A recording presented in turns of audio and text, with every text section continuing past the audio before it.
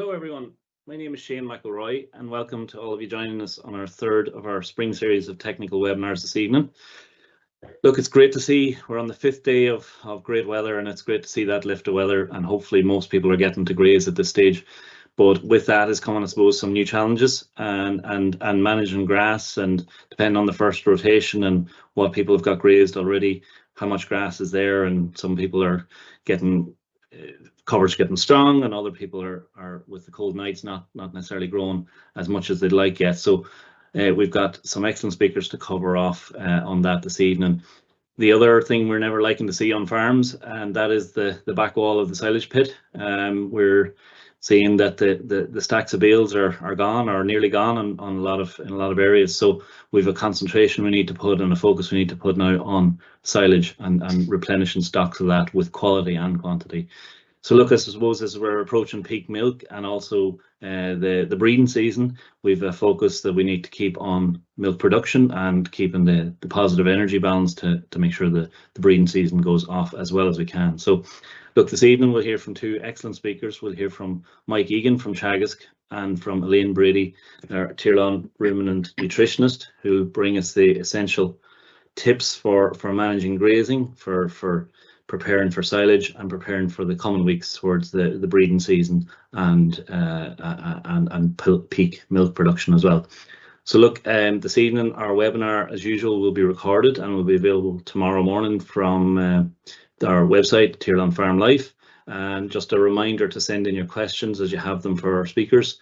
We love an interactive session and getting your specific questions, and if you'd like to include your name and where you're send your message in from, and we'll do our best to give you as best we can bespoke advice, and if there's anything that we need to follow up on, we'll do that in follow-up conversations. So without further ado, I'll hand over to Mike Egan, who's going to cover off silage, fertiliser and grazing management. Thanks, Mike. Thank you very much, Shane, and thanks everyone for the invite on tonight. Yeah, so as Shane said, I'm going to cover a little bit about current grazing strategies and a couple of different scenarios that are happening on farms that we've seen, and obviously, look, these are scenarios that we have come up with for tonight, but there are different scenarios that's happening on farm as well. And look, I'm just going to go through three basic ones here, and there's going to be a combination of these on farms and within farms and across farms as well. So I do think the more questions that come in, the better. But look, if we look at the first scenario here that we come up with, that people are on target, they currently have 170, 180 kilos of dry matter of cover per cow. And I suppose if this is where you are, you have got a lot of grazing done in the first rotation. You started the second round somewhere in the second week, third week of April. You have a good farm cover of 600 to 650. And I suppose if you are in this scenario and you're lucky enough to be in this situation, I suppose the three key things that we really need to keep on top of here is maintaining high quality feed in front of the cows, ensuring that we're going into the correct pre-grazing covers, and ensuring that we're hitting residuals. And I think particularly with the spring that we've had this year, and if there's a lot of grazing done and potentially poor grazing because of the wet weather and damaged as well, it's very important to try and correct that now rather than letting it progress into the summer, because it's going to be very difficult to get that back. So ensure we're getting direct pre-grazing covers, 14 to 1600 kilos, and try and get down to that 4 centimetre residual. It's key now, particularly, and as Shane said at the start, that we do see the back of the silage wall, and we go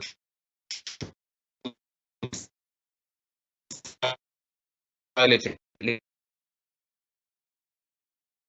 around quality feed in front of the cows in terms of getting covers back in, but also ensuring that we're keeping that paddocks in the rotation and we're not driving our stocking weight too high. So if we do see a surplus coming in the wedge, that we take it out in a timely manner. We don't bulk it up to put in at the first cut if it's driving our stocking weight up too high. And if you are in a situation where you're still feeding a high level of supplement and you are on target here, and growth rates are really beginning to take off, with fertiliser up, try and take out that silage and concentrate out of the diet to try and increase the level of grazed grass that we have on front of our cows to ensure that we have high quality feed in front of them. I suppose that's the first scenario. Moving on to the second scenario then, you're on the second rotation, we have quite low growth rates up until this week. There is probably little fertiliser out on that farm as well.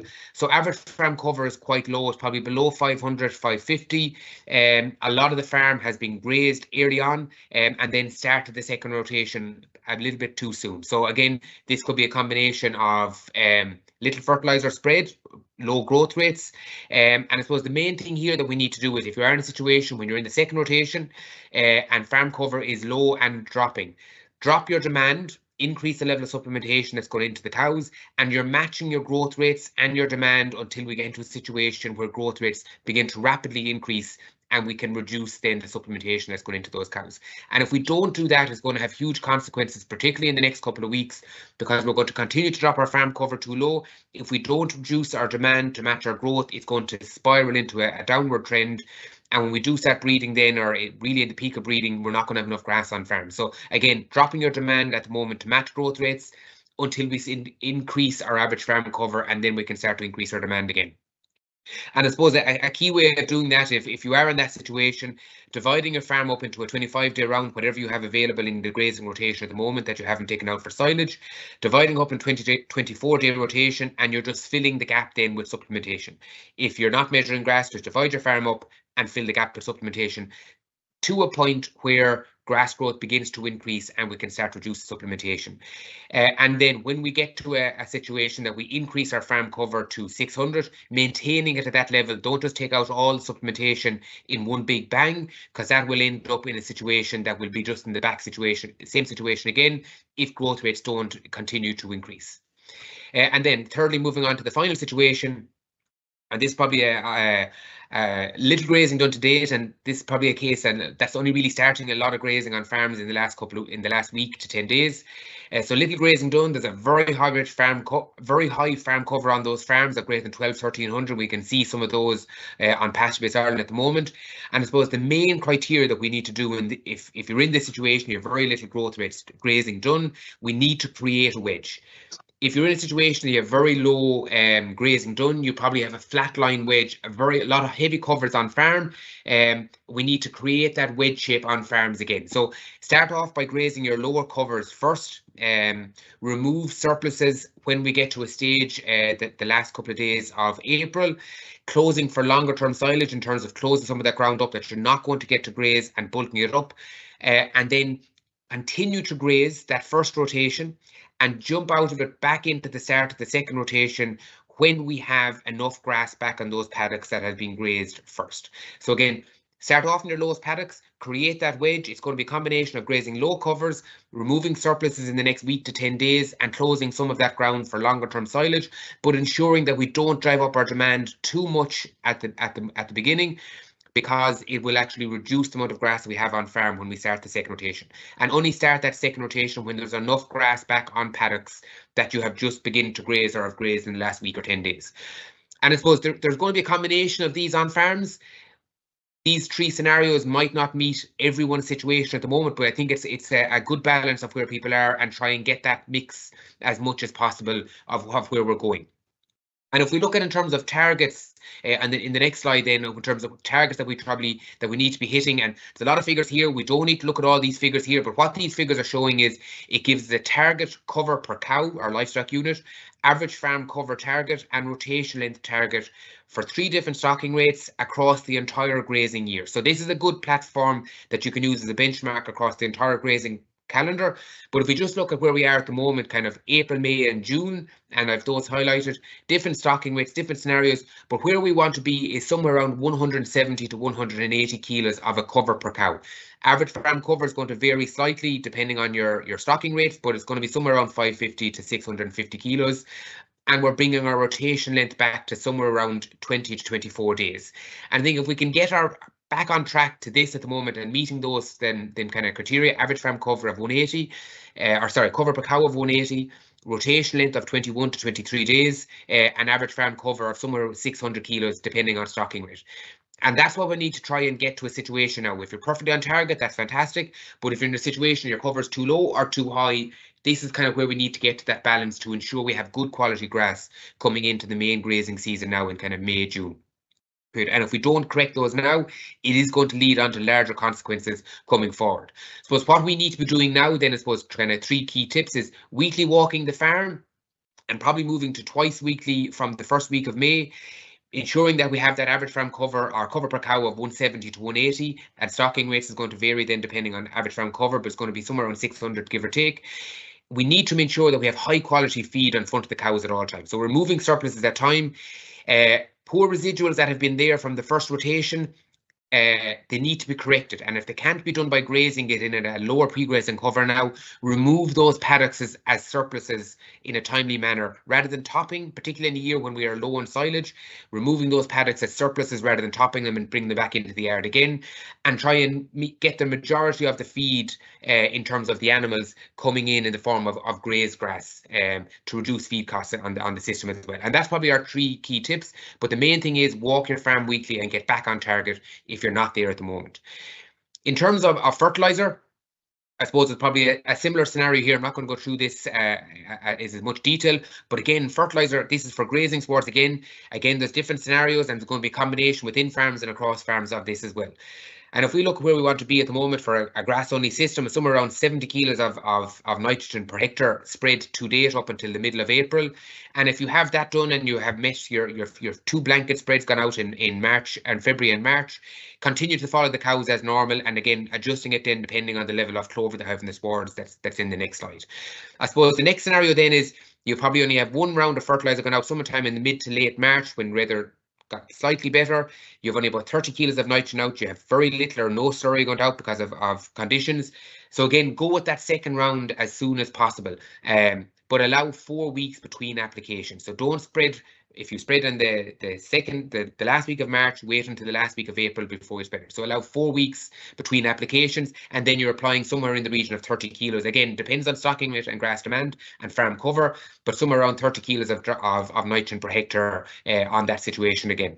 And I suppose the last scenario then is farms that are only beginning to go with fertiliser now, and they probably may or may not have got out slurry in January or February, but if there has nothing being spread to date, applying 40 kilos of nitrogen now in 1 split, and applying that, and then coming back to a scenario then of following the cows there afterwards to try and get back on track somewhat. And this is really in the case for that last scenario there, that there's very little grazing done as well and very high covers.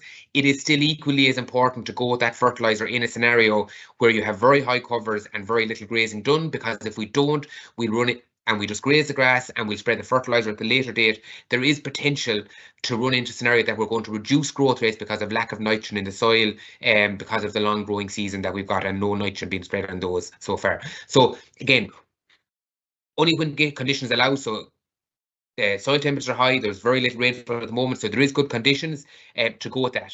Importance of in terms of fertiliser products, if you have a P allowance, particularly any ground that was damaged earlier on with wet weather, if you do have a P allowance, try and target that P fertiliser on ground that was damaged. It will encourage tillering, or if you don't have a P allowance, try and get some of your slurry onto that ground with your P on it. Again, if you still have wet ground that you can't travel, that's not grazable or drivable, target your fertiliser on your drier ground if you haven't already done so as well. And again, if it's your first application, blanket spread, and then move to a scenario of following the cows after grazing, like we're in that first scenario there. Now, kind of is a key point then as well, if we go on again, there is the importance of grazing or fertiliser on those ungrazed heavy covers to try and increase the recovery or the regrowth on those paddocks once they are grazed. And sulphur is probably the key thing now. Key fertiliser is very important early on in the year, but so is sulphur, and we're now into a time, particularly on sandy or free draining soils, of a sulphur requirement. So if you have not got fertiliser, or you do have fertiliser, ensure that there's some level of sulphur going out in those paddocks now from now onwards up until mid to late July. And I suppose, and you can see that in the next slide here, if we look at it, and again, this is just fertiliser requirements, and don't mind the blue line here because a lot of that has been made from mineralization as well. But if we look at most of our fertiliser is required in terms of plant uptake or plant requirement, is required in April and May because of peak growth rates. And that's why it's quite important now to try get back on track with fertiliser applications, and then we can reduce it in our paddocks that have clover and high clover contents as we move into the year. In the next slide, we'll see that. But again, looking at the bottom of this graph here, we look at the timings of these different elements. So P really is required in March and April to encourage tillering, so we can get increased tillering into the swards and increase overall growth rates then for the remainder of the year. Sulfur really is a drier early summer, late spring, early summer. So from now, May and June into mid-July, and then K really is a second half of the year. So if you do have a P allowance and you haven't spread it already, do so now, or target slurry on those paddocks. And all nitrogen products that are being spread from now on should have sulfur on them, and then focus your K fertilizer from kind of early to mid-July onwards thereafterwards. Again, there is clover on swards, and look, a lot of people are playing catch up, but we need a plan going forward for the rest of the year too. So you'll see in the next slide here, we have our nitrogen strategy for grass only swards and grass clover swards. So again, if we look at the first line of this, so we have our grass only swards, and we have again we're not in February and March, but again looking back in the slides where we are, we want somewhere around 60 to 70 kilos of fertilizer out by the mid to late April. And then if we have no clover in our swards, this is the application strategy that we apply then for May, June, July, the 6 rotations in May, June, July, August and September to give us that target of 220 or 12 kilos of nitrogen per hectare per year. But there is an increasing level of clover now on farms and individual paddocks within farms as well. And it's important that where we do have this level of clover, that we reduce the level of chemical fertilizer on those paddocks that have sufficient clover. And now is really the time to look at those paddocks that have clover or don't have clover and make decisions on chemical fertilizer from now on for the remainder of the year. And you'll see here on the left-hand side in the white bar, just under the grass only title, you'll see 5%, 10%, 15% and 20%. And they relate to the level of clover that is in those paddocks in April, so now. And if you have paddocks that have 5% clover content in April, that is the chemical fertilizer strategy that you target in May, June, July and August, September. And we reduce our level of chemical fertilizer by somewhere in the region of 30-35 kilos based to our grass only swards. If you have 15% clover content in our swards, again, we can get more of a saving in chemical fertilizer because we have more clover in those swards as well. And again, you're reducing that fertilizer, again, really targeting that big reductions in kind of May, June, July and August period when we have peak clover content and peak nitrogen fixation. Where we do have clover, it is important that we reduce fertilizer, but we only reduce fertilizer where we have sufficient clover.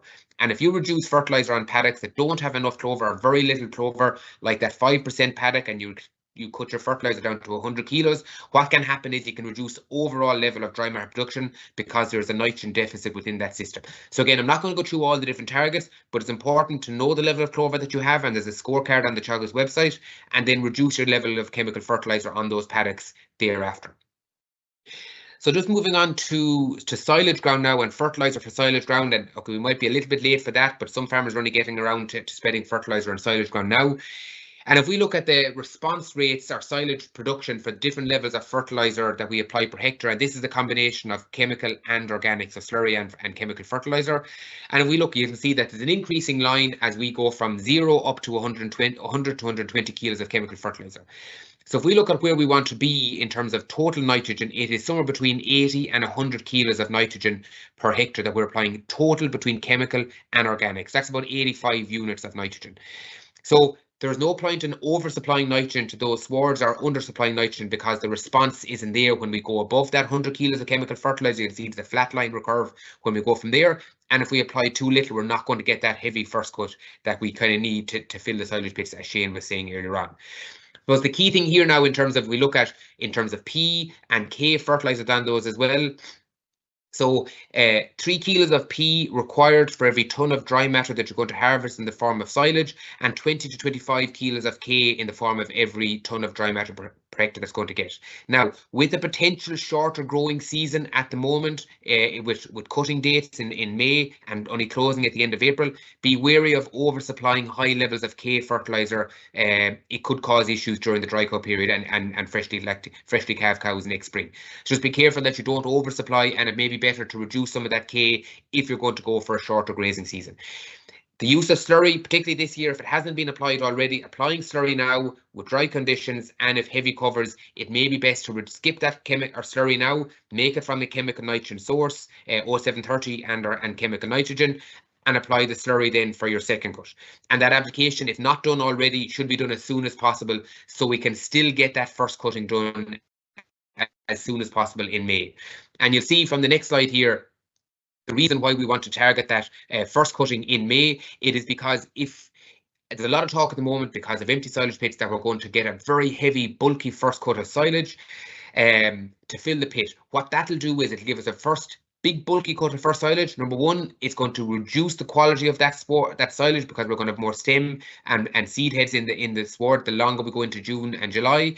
But more importantly, and particularly if we're looking at a 2-cut silage system like we are this year, we can see here on the 25th of May, we can see we're using somewhere around 6 ton of dry matter per hectare. If we delay that cutting date until the 12th of June, we've increased to close on 7 ton of dry matter, but we're reducing our second cut yield by about 40%. And that is going to reduce our cumulative yield on those paddocks across the first and second cut. So by allowing a heavier, bulkier first cut and delaying that first cutting date, it is going to reduce the quality and also reduce the second cut yield and total yield that we'll get off it. So because we are delayed in our application of fertiliser, we should not, as much as possible, delay our first cutting date, and we should still target our end of May, mid to late May first cutting date. And you'll see these points here now. So in mid to late May first cutting date, and the reason why is we should all try and achieve May growth for our second cut. So if we cut it in the 10th of June, we're getting no May growth in our second cut silage. So we still want to get May growth in our second cut silage so we can increase our first cut quality and yield, but also get a maximum second cut quality too and yield that's not been pushed out into very late in the year for our second cut, and then we're not getting that back into the grazing rotation with heifers or if it's on the platform with cows as well. So as a final take-home message, then kind of 3 points that if you take anything from my talk tonight is grass wedge, get it back on track and walk your farm and adjust your demand. If you're in a situation that you're perfectly on target, fantastic. Keep an eye out, take out surpluses as they appear. If you're in a situation that you're under target and low farm cover, drop your demand to allow growth rates come back up and then increase your demand in line with it. And then likewise, if you have very little grazing done, walk the farm, take out surpluses when you need to in the next couple of weeks, close first cut and create a wedge shape. Fertiliser vital now because of that requirement in April and June to capture that peak growth. We don't want to penalise peak growth now and then adjust your fertiliser for the remainder of the year based on the level of clover that you have. Close up first cut silage ground now if you haven't already done so and apply chemical nitrogen and P and K, and aim for a first cut date in the end of May so we can get an early second cut date in as well and maximise yields. So that's all I have, Shane. If there's any questions at the end, we'll take them then. Absolutely, Mike, and thanks very much for that. A lot of information there, a lot of great information there. There's various scenarios on each farm. Some people haven't got grazed lots, some people not. Some people haven't fertiliser out, some not. Some people with different challenges regarding silage quantities available. So, and I think the importance as well of doing a fodder budget. I think, you know, it's terrible to be talking about that, but the reality is fodder stocks are way down across the country. We need to just get back into that place of planning for what we need. I know it's not even May yet. The best thing to do, if there is silage, if you are in a situation that you have silage left in the yard, see what you have left and then plan to see what you need to get through the next winter and put a plan in. There's no point in putting a plan in place next October, November when you're turning animals in. Try and put that plan in place now that you can try and get that second or third cutting if you need it, or surplus bales to try and meet it. But I think that the fodder budgeting that is on the pasture base website is very simple. Cow numbers, and it'll adjust and just put in what you have in place in stock at the moment if you have some. 100%, yeah, no, that as I say, it's mad to be talking about, but we do need, and we don't know what's coming as a summer. We don't know whether there's droughts. We don't know the length of the next winter. So just be prepared, and the advice there on the silage and taking the early cut for quality and overall quantity for the year is bang on. There's a few questions coming in, guys, so keep them coming. We'll leave the questions till after Elaine will do a short presentation now on breeding for, or feeding for breeding and feeding for milk. So Elaine, without further ado, I'll hand over to yourself. Thanks very much. Thanks very much, Shane. So yeah, as Shane mentioned, I'll be focusing on feeding. So firstly, I'll focus on feeding for breeding. So as Mike mentioned, and focused on having enough high quality grass for the breeding season, which is really important to make sure cows are fed correctly and have enough to maximize their intakes and energy intake also. But grass does, the milk potential of grass is limited. So here in this table, we can see that the grass does have a milk potential up to 25 litres, but that's only during ideal grazing conditions. So assuming there's correct allocation, dry, ideal for maximizing their intake. So assuming all cows are receiving their maximum intake of 17 or plus if they're bigger animals. And it does this table does assume it's just for maintenance and their production requirements. So you can see here in this table based on the milk production of the cow and the grazing conditions, how much concentrates need to be supplemented to meet those maintenance and production requirements of the cow. However, it does not take into account if cows need to gain body condition score or they're walking a lot longer distances than they would have previously. So to take that into account, particularly cows that may have lost condition during the prolonged housing period, and they need to put that back on during the breeding season to maximise submission and conception rates, that if that needs to be done, that for every quarter of a body condition score, you need to be feeding an extra 2 kgs of concentrate over the next up to the next four weeks to gain that body condition score during the breeding season to maximize the success of the breeding season. So the next slide, I'm just focused on grass tetany because we're facing colder nights at the moment and over the next few days, and dropping down to 0 to -1, which has potential of frost. So during those periods, there's a risk period for grass tetany, just to make everyone aware of that. So magnesium is stored in very low amounts within the cow, so the cow can't just draw from their reserves to meet her requirement for magnesium. So it's really important that the cow is receiving the required amount on a daily basis. So that's your 60 grams of CalMag per day.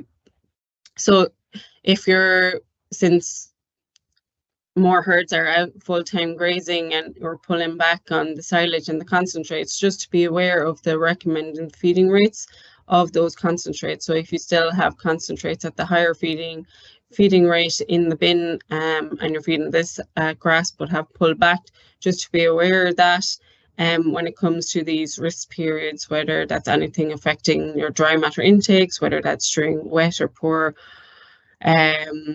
grazing conditions, whether cows are stressed, or particularly cows that are in heat, they'll have a lower dry matter intake because they're busy following other cows and being in heat. Then we're coming into a period also where there's going to be highly digestible grass and it's going to be lush as growth rates are going to increase as we head into May. So these tend to have a lower concentration of magnesium in the lusher leaves, and it'll also be more digestible, so it passes through the rumen a lot quicker, so there's less chance of that magnesium to be absorbed. And then there's also that potential of reduced rumen function, which can be counteracted by ensuring there's enough fibre in the diet. And then there's also the different mineral concentrations within the grass that can affect magnesium absorption, whether that's high potassium or high nitrogen or low sodium within the grass, which can be potential, particularly in the high index paddocks or whether you've recently applied levels of P and nitrogen. And then obviously the higher yielding cows will need more magnesium to meet their requirement. So on the next slide, then just briefly focusing on then making sure that we're reaching peak milk yield as much as possible. I know because of the prolonged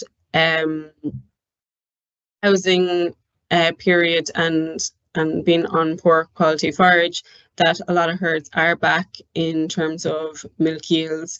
But even though those earlier calving cows might be back, there's still potential within those later calving cows to push them on a bit more and make sure they're reaching their peak potential as much as possible over the next week or two, because it will have a significant impact for the next lactation. So on average, if you're missing peak by 1.5 kgs of milk, that means for the remaining of the lactation, assuming that the remaining of the lactation runs smoothly, you'll be losing out between 150 to 200 litres of milk for the remaining of the lactation. So trying to maximize wherever we can in reaching that peak milk.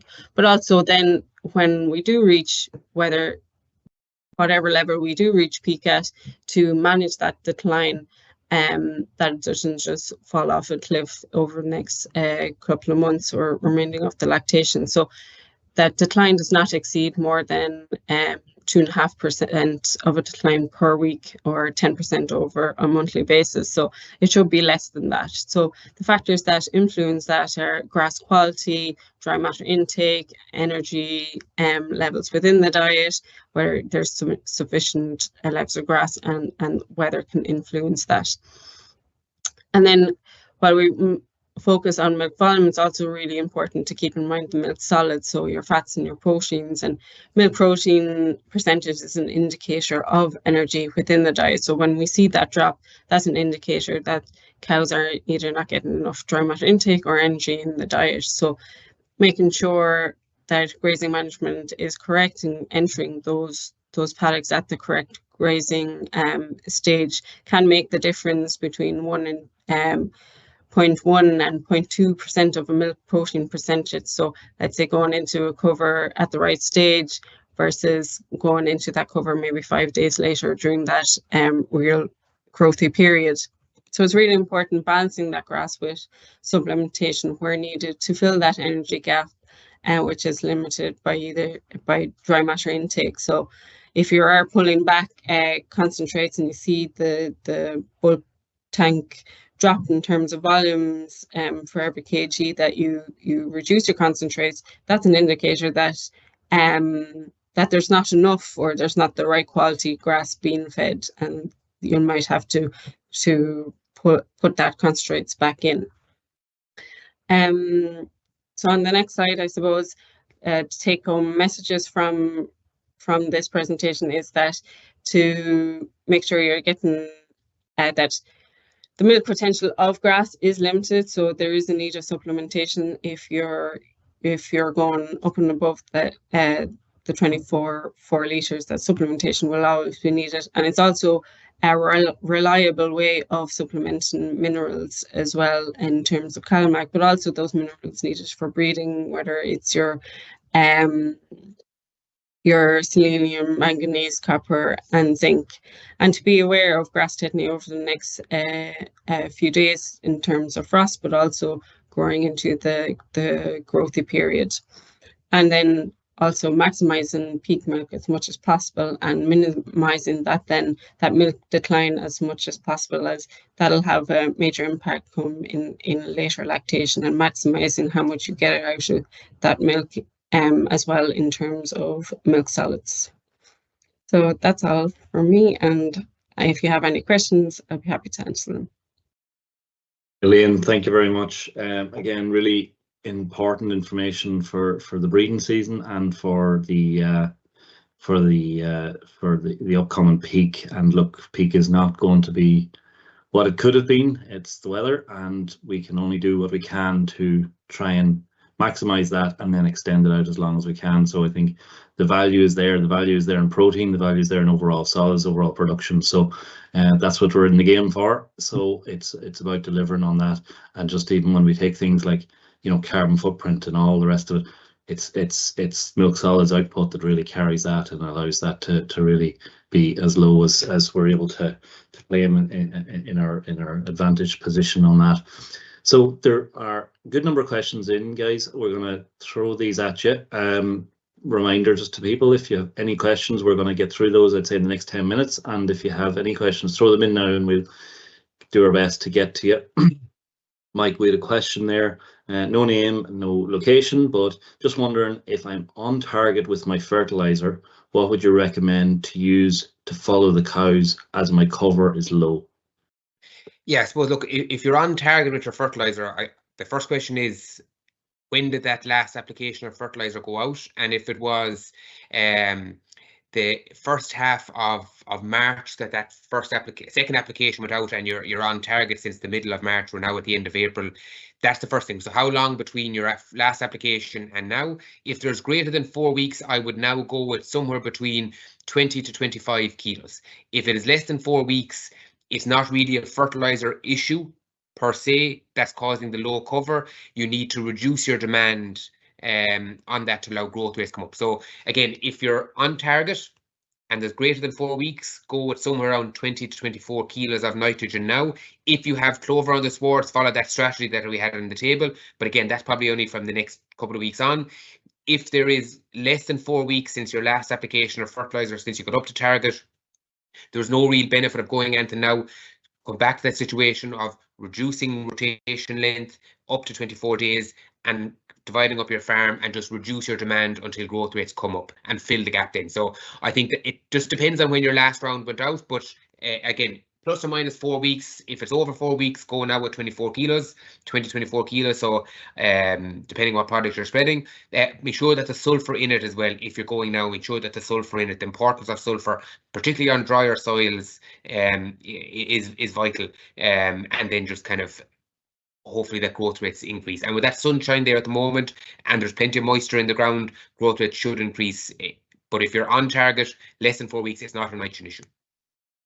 Very good, Mike. No, that's really practical advice. Elaine, couple for you, sort of linked to each other. So John and Waterford, will high milk ureas impact conception rates? And the other piece is how, from no details on the name, but how can I reduce the risk of high milk ureas? So those two on milk ureas, Elaine.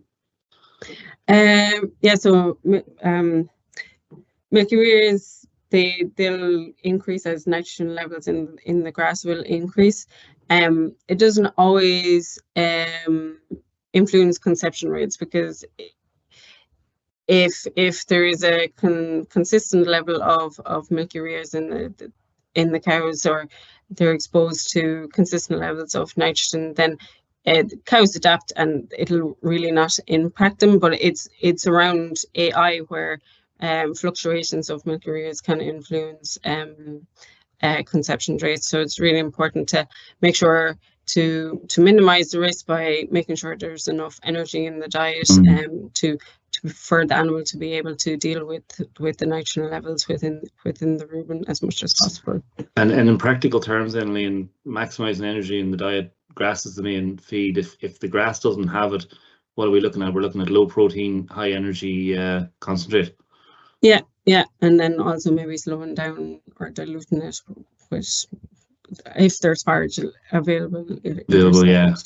Although, and look, if grass is short, then that's the solution, I suppose, and then match that for energy intake. Okay, Mike, part of my farm is very wet and still not travelable or grazable. How do I manage these paddocks on my farm?